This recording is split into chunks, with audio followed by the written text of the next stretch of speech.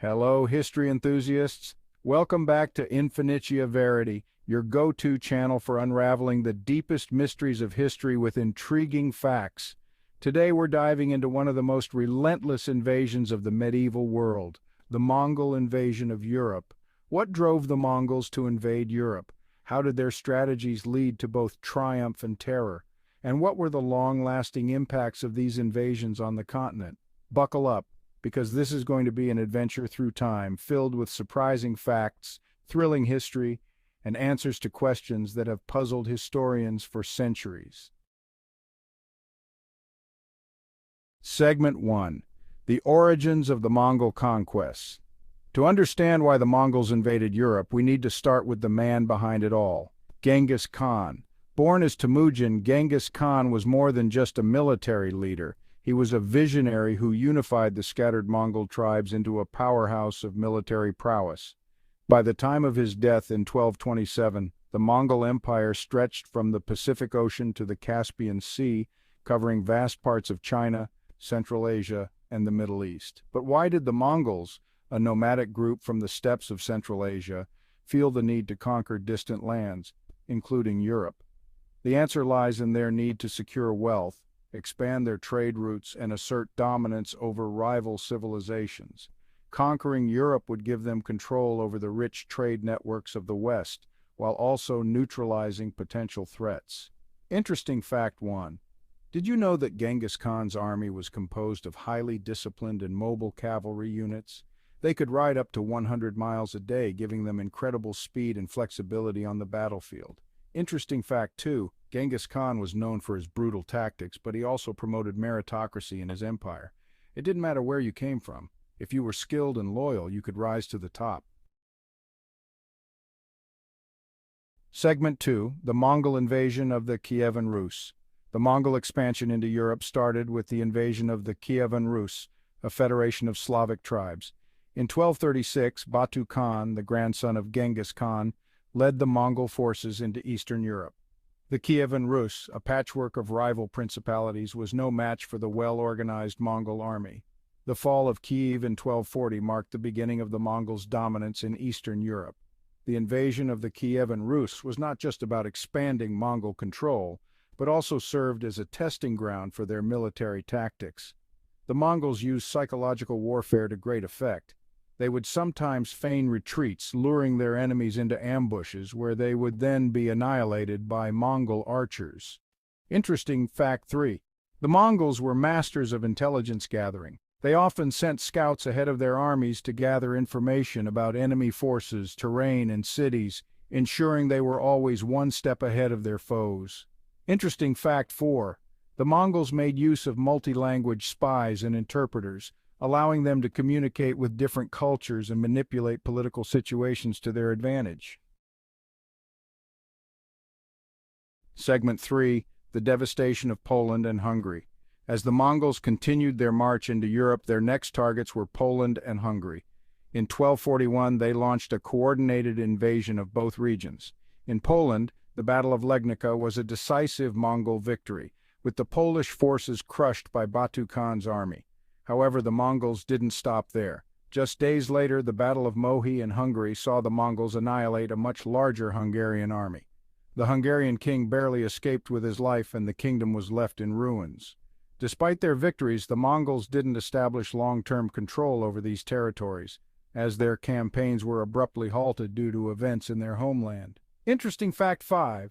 The Mongol bow was a technological marvel of its time. Crafted from wood, horn, and sinew, it was incredibly powerful and could shoot arrows over great distances with deadly accuracy, even penetrating armor. Interesting fact, 6 Mongol warriors were trained from a young age to be expert horsemen and archers. This combination made their cavalry units nearly unstoppable in open-field battles. So if the Mongols were so successful in their European campaigns, why did they stop? The answer lies in an unexpected twist of fate. In 1241, Ögedei Khan, the great Khan and son of Genghis Khan, died suddenly. As Mongol tradition dictated, all leading Mongol commanders were required to return to the capital in Karakorum to elect a new great Khan. Batu Khan, who led the invasion of Europe, halted the campaign and returned to Mongolia. leaving Europe largely untouched. This sudden withdrawal saved Western Europe from further devastation, but it also left historians wondering, what if Ögedei had lived longer? Interesting fact. The Mongols maintained a strict hierarchical structure in their empire, and loyalty to the great Khan was paramount. When Ögedei died, Batu Khan had no choice but to abandon his European campaign to ensure the stability of the empire. Despite their temporary retreat, the Mongols did not lose their interest in Europe.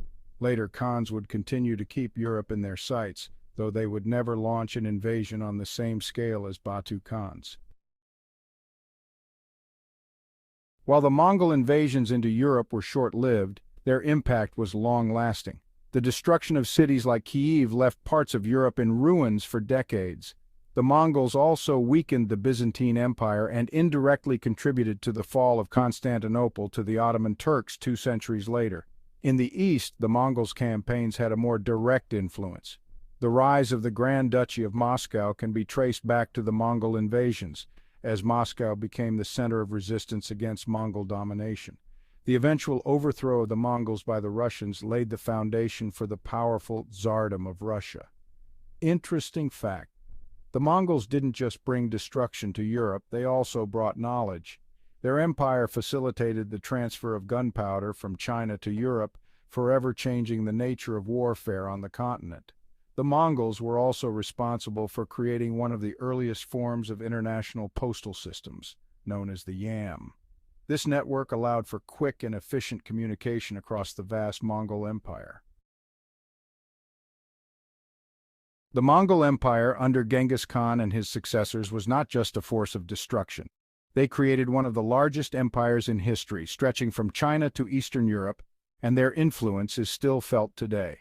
They facilitated the exchange of goods, culture, and knowledge between East and West, with the Silk Road flourishing under their rule. The Mongol invasions also played a role in shaping the modern borders of Europe and Asia.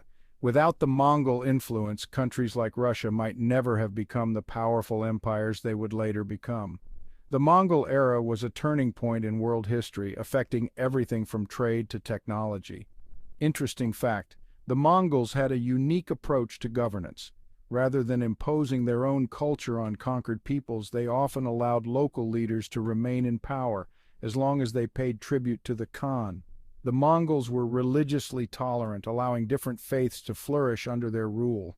This helped them maintain control over a diverse empire that included Buddhists, Christians, Muslims, and other religious groups.